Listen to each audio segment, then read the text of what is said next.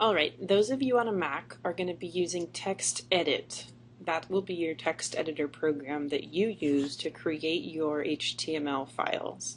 So if you aren't using a Mac, don't worry about watching this video. This video is for our Mac users who are using TextEdit.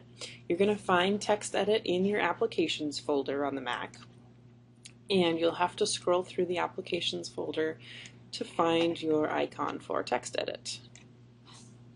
When you do that, you'll get the TextEdit screen opened up, and you'll notice that I've got some formatting options up here.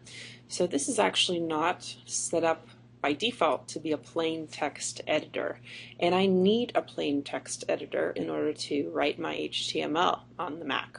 So what I'm going to do is change my preferences, TextEdit preferences, and I want to change this so that instead of displaying rich text for every new document that I open, I actually want it to display plain text. So I just make that change, and then I close my dialog box here. I'm going to close the new file that was opened because I want to open a new one without the rich text.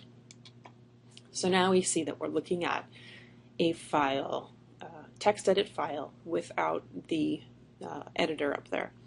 So I can do my HTML, and I'm going to save as. Okay, now on a Mac, we'll do our so cool. Save it to my desktop, and it says if no extension is provided, it's going to be using .txt. I do not want .txt. Remember, I want .html. So that's where I'll save it to my desktop as .html. And it asks me, it warns me, I've used HTML instead of my standard. Yes, I want it to use HTML. Okay, and now you can see it's put for me on my desktop a new HTML document. So I can close Text Editor,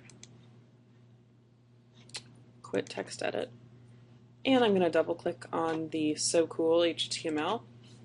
And sure enough, my file is opened up in my default browser, which is Safari on the Mac. Okay, so that's how to create a basic HTML file in TextEdit on your Mac.